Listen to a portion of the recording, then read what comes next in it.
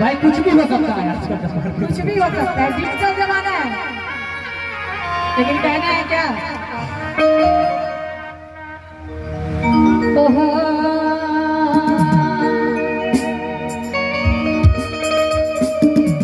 कि लम्हा जुहरी पसारी हाय बाबुआ हो, कि लम्हा जुहरी पसारी हाय बाबुआ हो, कि ऊंचा बाटे पापा जी के नाम हो, कि पापा के नाम है जने हदवाई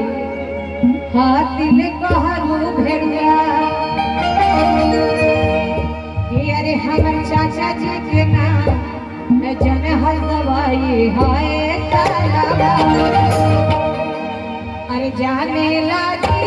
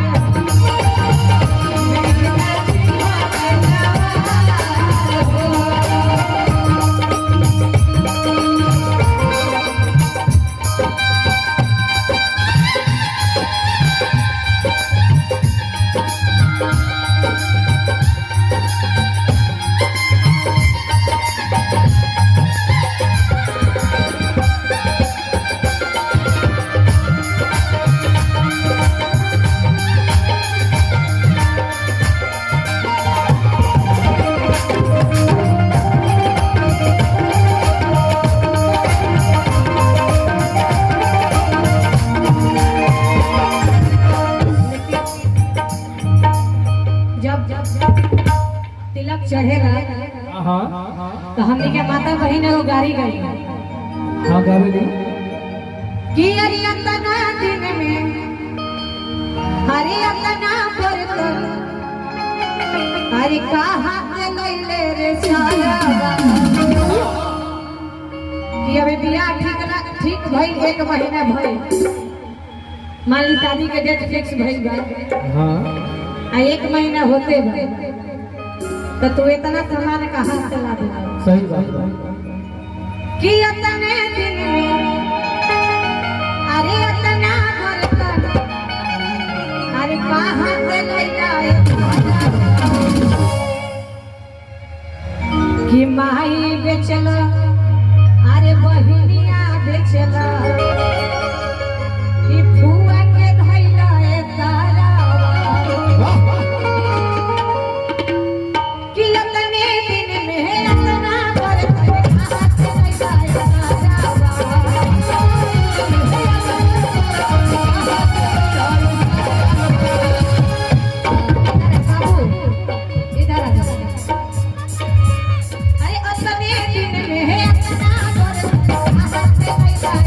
अरे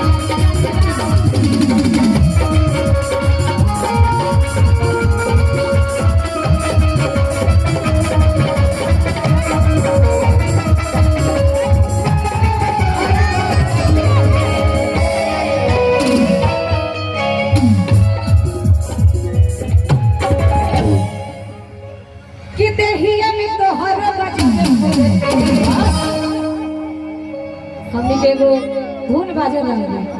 हाँ हाँ कि हम तो तोरे जैसा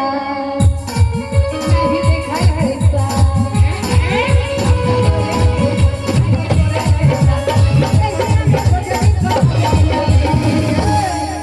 टेंगो टेंगो टेंगो टेंगो कि देहिया में तो हरे अरे बड़ा जल्दी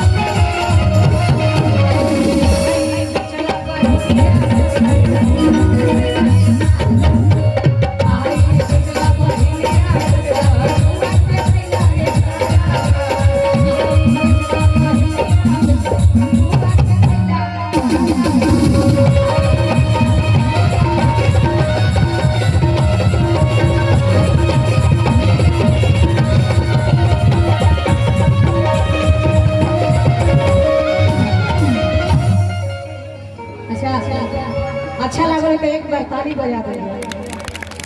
हमारे माता बहनों सबके बुरा लगा देखिए वो सामने पिंक कलर साड़ी पहन के बैठल है शादी समारोह में जाने से जब तक देहाती कल्चर से गया हुआ गीत ना होता है ना हाँ गाने बजाने किसी किसी को होते हैं किसी को कुछ और किसी को कुछ और पसंद होता है।